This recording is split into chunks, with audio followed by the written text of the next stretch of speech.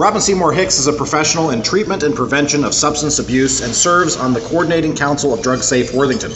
She has a master's degree in social work and one in public administration from The Ohio State University. There, thank you. She was a co-founder of Youth to Youth, a drug prevention program here in Columbus. She's a board member of ADAPAO, hopefully she'll explain what that is, a Drug and Alcohol Prevention Association of Ohio. Currently she has researched the opiate epidemic and facilitates a parent support group in Pickerington, Ohio. And we'd like to thank Nancy Sangiano and Robin Seymour-Hicks for the presentation today. Come on up.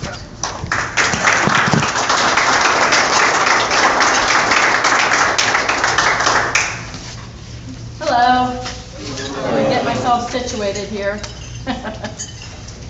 See if I can be multitask at talking, holding microphone, and forwarding. Thank you for inviting us here. I am Robin Seymour-Hicks and part of Drug Safe Worthington. And I would just like to acknowledge Mary Greenlee, an old friend of mine that I've known. And actually, Drug Safe Worthington is greatly indebted to some of the work that Mary's done in the past with drug safe schools and the Coordinating Council of the past. And she is an expert in this field as well. So you're very lucky to have her with you. Drug Safe Worthington is a coalition of community members responding to the epidemic of drug and alcohol abuse in our area. And, oh, went too far, huh?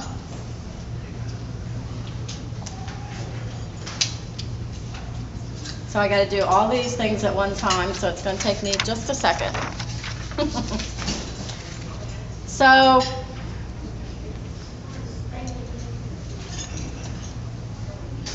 the mission of Drug Safe Worthington is to mobilize efforts in our community and to promote a culture. And we have responded to the issue of the death rate of our local citizens. And that's something that's a little bit different than in the past. Typically, you know, in the drug problem, we've talked about this popular drug or that popular drug that the kids are doing. But really the purpose of this coalition is to mobilize efforts in our community to promote a culture that prevents drug and alcohol abuse while supporting individuals and families affected by substance abuse. And the other thing is that now people are dying in unprecedented numbers, and that's what we're really going to talk about today. So why is there a need for Drug Safe Worthington? You know, there are many reasons, as you can read on the slide. The low cost and accessibility of drugs, the death rate that I just mentioned, and a movement that you've probably all heard about that is from pills to heroin. In many of our communities, suburbs, it's not just an inner city problem anymore, it's really moved out to our suburbs. So sadly, just like the rest of Ohio, Franklin County is suffering from needless death due to well-intentioned adults and youth who are comfortable with and end up taking a pill to relieve an ache or a pain and end up addicted to an opiate such as Vicodin or Percocet, Oxycontin, or morphine. And you know, this is just a little bit different for us because the legal prescription drug problem has really moved up. As you can see here are some of the numbers. Since 1999, prescription death rates, which are called unintentional poisoning deaths, have risen so high that they've overtaken automobile deaths now. And there's been a 440% increase in the drug deaths in Ohio since 1999. So it's shot way up, and it's much higher than automobile deaths. Heroin, like we said, is now showing up in the suburbs because of the low cost of a tar ball, or is how it's sold, or a balloon of heroin. It can be as low as $10 or $20, and prescription pills are much higher, so people that get addicted to prescription opiates are moving on to heroin because of cost. Mexican drug cartels have a business model and a business plan to increase the sales in the suburbs because it's less dangerous, according to the Columbus Narcotics Police officer who we work with a lot, Gary Cameron. So now typical kids are becoming addicted to heroin due to the increasing use of pain pills. And still over 4/5 of the people who are dying to poisoning overdoses are starting with prescription pills. So it's still the majority of the problem. With the increase in advertising, we are consuming more pills than ever. Some more of the numbers. Our goal is really to educate about the facts regarding the problem. The local death rate in Worthington and Dublin area are difficult to get, and we're grouped in with Franklin County. Usually the lowest level of statistics you can get are by county. And we know that in Franklin County we are among the top 1/4 in the state as far as overdose deaths. As you can see, in Ohio there are 5 deaths per day, and there are 146 preventable deaths, and this number has gone up from 36 to 192 to 209. And then in 2012, those numbers are in Franklin County, but in Ohio, our state, for 2012, there were 1,914 deaths is the most recent figure. So it's still going up in spite of a lot of efforts. So now, how many of you in the room, does anybody know somebody who's died of a heroin or an opiate overdose? A couple people, I know I do. That's a lot for just this small group. I saw probably 8 hands go up. The prescription drug problem does affect us all, young and old, parents, single people, but in fact, it's mostly an adult problem, with the biggest increase in death is affecting people 45 to 54 years of age. So as we age and we're taking more prescriptions than ever, this is becoming an increasing problem. One more number. One of the things, if you're interested in statistics, it's really easy to look at is the Center for Disease Control, and all the data is really easy to find on there. But this chart compares sales, the top one in green with the triangles, deaths, the middle one, and then treatment, which is the bottom one with the circles. And you can see that as sales went up and deaths went up, and so did our treatment admissions. Like we said, we have a major epidemic. In fact, the White House had a drug abuse control seminar the other day, and they called it a disaster that needs to have regular disaster management because it's such an epidemic. The trend towards dispensing and taking painkillers accounts for over 50% of the deaths. We hear drug advertisements on television all the time, and we've become really comfortable with taking pills, and we consider them safe and easy and effective. So what we want to talk about with Drug Safe Worthington is just to reconsider whether we need a pill for everything, and to consider being more critical about what you're taking, asking more questions, and sometimes we're given too many pills when we have a legitimate need. Have any of you in this room ever received a script for, say, 20 or more pills when you had an opiate, like Percocet or Vicodin, when you had minor surgery? Yeah, almost everybody. Yeah, I mean, it's really common when sometimes we only needed, a couple, maybe 1 or 2, to have upwards of, 20, 30, 40 pills given to us after something small.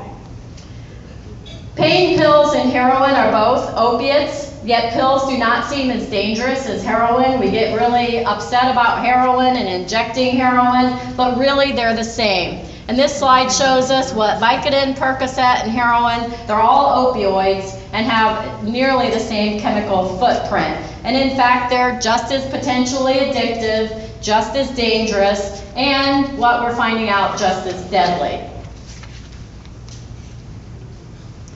Some of the commonly prescribed and potentially addictive drugs they're known as the sedatives or benzos, the benzodiazepines, and those are Xanax, Ativan, and Valium. This is the second class of drugs in addition to the opioids that are commonly prescribed, potentially addictive, and finding to be associated with these high number of deaths.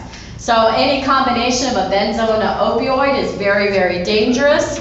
And stimulants are the other class of drugs like Ritalin and Adderall that are prescribed for attention deficit disorders. So painkillers, sedatives, and stimulants are the three classes of drugs that we're finding to be prescribed and potentially addictive. And a lot of times doctors really aren't that aware of addiction. It's something that they don't have education on, and we're starting to recognize that as well and do something about it. Some of the signs of drug and alcohol use, we know that problems at school or work, physical health issues like lack of energy or motivation, neglected appearance, changes in behavior or relationships, loss of family, loss of significant relationships that end, sudden requests for money without reasonable explanation for its use, stolen money or possessions is a really common thing. So some of the additional signs of abuse might be legal issues, DUIs, problems at work, domestic violence, and use of items that hide drugs. And if any of you have ever heard a Street Smart presentation, Mike Powell does a wonderful job of educating parents on what some of the items are that youth use to hide drugs. And then, of course, underage alcohol use or underage pot use are some of the other signs of drugs and alcohol problems. So what can we do? One of the things you can do is the consequences of pills and drug use really can be deadly. So please talk about how to prevent it, this problem. They can cause addiction, like we saw in the previous slide. And as individuals, we can do something about this culture. We can change it up so that people are not using so many pills and drugs and dying from it. So we'd encourage you to talk to others about painkillers. If you're a parent or a grandparent, talk on a regular basis about safe use and not sharing your medications with anybody else, only using under a doctor's orders, never sharing your pills with anybody else, disposing of your pills properly. And on the table you'll see a little magnet about the drug prescription drop-off box that Drug Safe Worthington got installed in the police department in Worthington. So take your pills here. They don't accept liquids or syringes, but it's monitored 24 hours a day, 7 days a week. So this is a great thing to do to get rid of all your extra pills so that nobody dangerously uses them. So treat pills carefully like they're potential poisons that they are. Don't hoard them. And be an example in your own use of alcohol and prescription drugs. Even small amounts of alcohol combined with opiates are a really dangerous combination.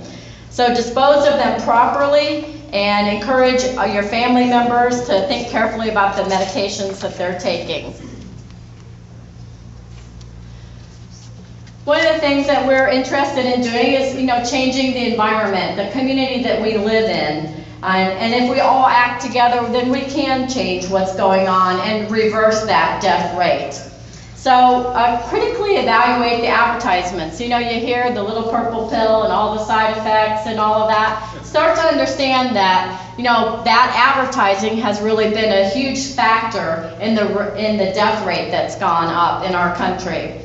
And be aware that everyday household items have been altered to hold pills, like hairbrushes that have an end that screws off, and young people are using these to, hide their marijuana wrappers, blunts, rollers, and you might find those around close to the cigarette or cigar displays. So understand what those are, and like I said, attend the Street Smart session if you can. On a state level, a lot has been happening. The governor has shut down 14 clinics, and we have a new Ohio Automated Prescription Reporting System, ORS, and if you have a local pharmacist that you use, ask them if they report to the ORS system and tell them that you know about that and that you hope that they do, because it's a way that they prevent doctor shopping from people who are going to multiple prescriptions.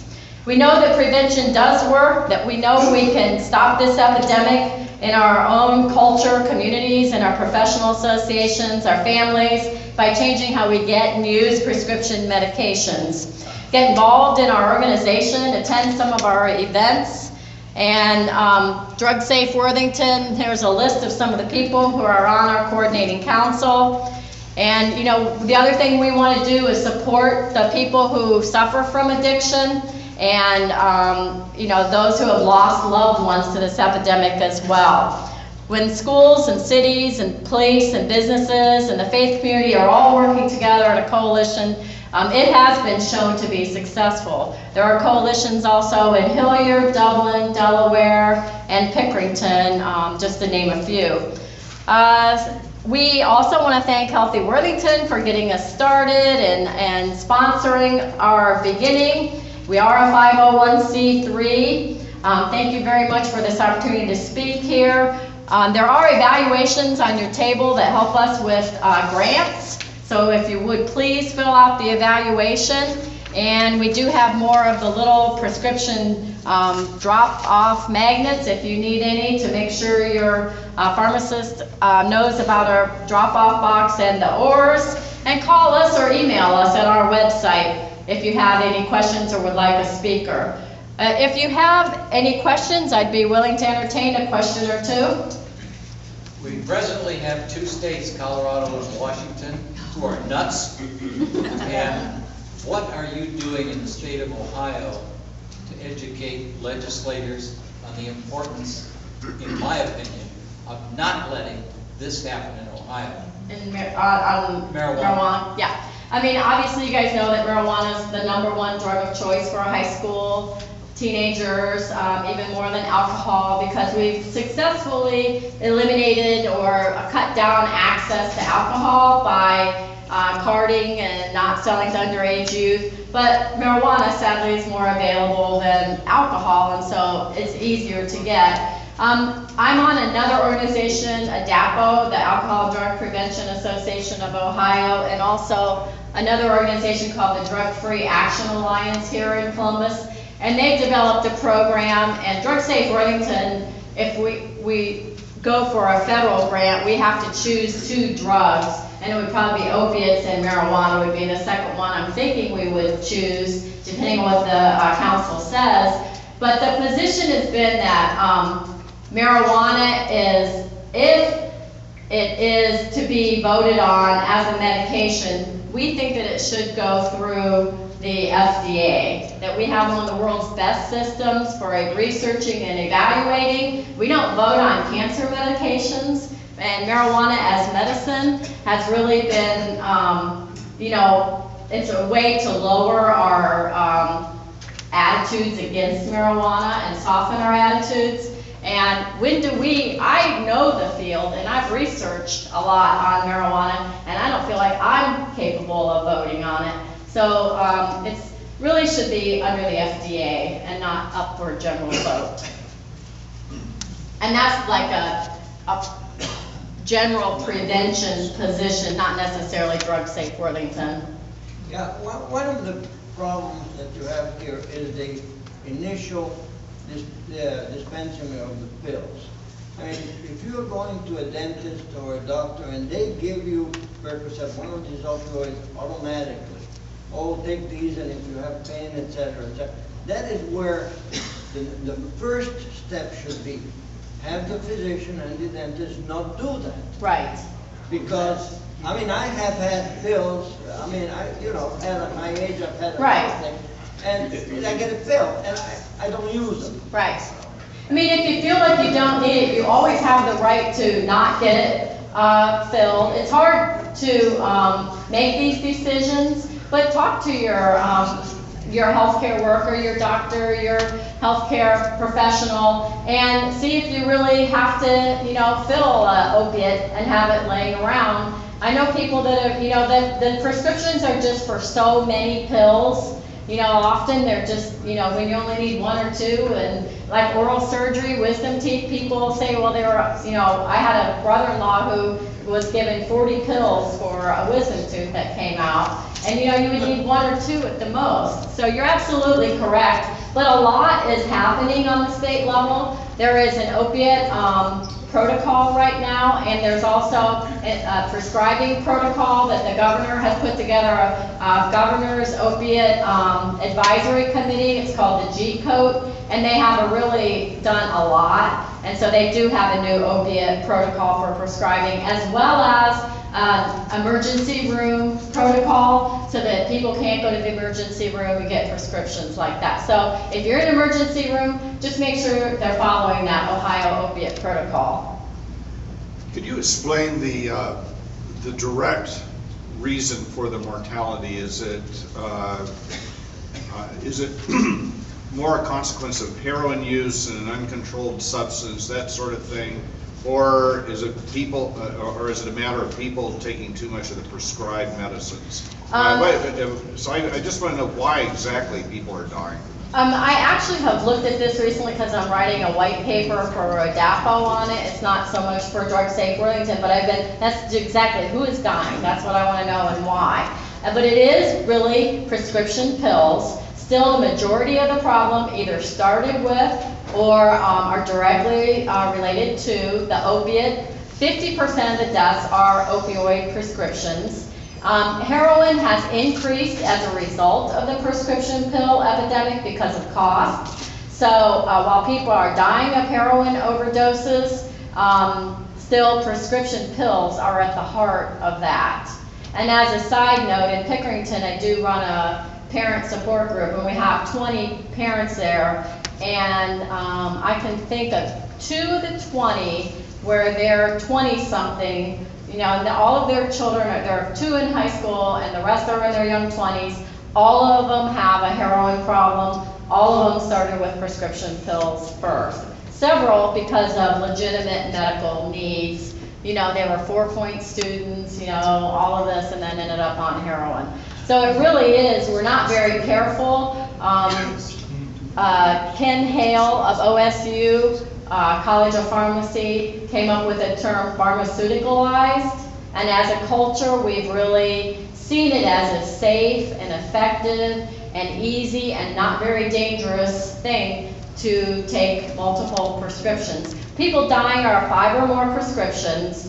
The age is adult, it's mid-20s all the way up to 54. It is not a youth problem. Kids aren't dying, adults are, although their addiction may be starting in late high school. But it is, and it's the combination of, you know, benzos, alcohol, mental health prescriptions, opiates. So it's a lot of different pills, and the rate of female use is growing exponentially. Although still more males die than females, female rates really going up quickly, like 4 to 5 times. Quick follow-up. How variable is the quality or the strength of the heroin that's on the street? Is it a fairly uniform product, or does it bounce around? Nothing illegal is ever uniform, and that's one of the problems with taking it. And recently, they've been cutting it with a lot of things. When I was doing treatment, I never saw skin lesions, and now some of the parents are showing me pictures of their young person that had like their face just completely broke out, and that's more of a methamphetamine type of thing than it is heroin. So no, the purity, they're cutting it, you know, Gary Cameron of the Columbus Police Department, an awesome guy, and he is, you know, always really concerned about the Mexican drug cartel and how hard it is. He always says we can't arrest our way out of this problem, and he completely supports prevention because even though we need to all work together, and that's the emphasis now is medical field, the faith-based community, the schools, the parents, you know, kids, all of us coming together on a coalition. And coalitions are seen as being effective. I mean, Mary knows back in the day, we really did lower the rates of use, and Dublin has great data. Georgianne Deniaco does a great job of showing what a community use was before and then doing a survey afterwards and comparing whether or not those use rates went down. Another question? Worthington has a huge history in this. Rotary has a huge history in this. John Butterfield wrote the first Drug Safe Worthington thing with the Community Coordinating Board. Rotary has been Frank White, Rich, just everybody has been really involved in this. So we're building on a huge history here. Dublin just doesn't have it. Worthington has that data all the way back to '88. So Yep. you can see what's going on, and it is collaboration that makes all the difference in the world. Rotary's been involved, get involved, and parental expectation. Listen to this, parental expectation, who's grandparent expectation, is the single most important factor in the kids' quantity and frequency of high-risk behavior. Not just drug and alcohol, sex, everything else. Remember that, your expectation, it doesn't eliminate it, but it certainly puts a lid on it. Yep. Family's number one for your young person, whether you have an addiction or just, you know, problems of life.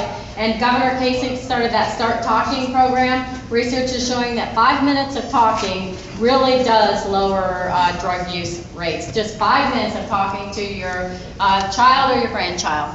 Thank you very much. Thank you very much. Thank you, Robin. Excellent presentation. And before you sit down, I just wanted to let you know that we will be donating a book in your name to one of the schools where we tutor. Oh, nice. Okay, Great. thank you very Awesome. much. Thank you very much.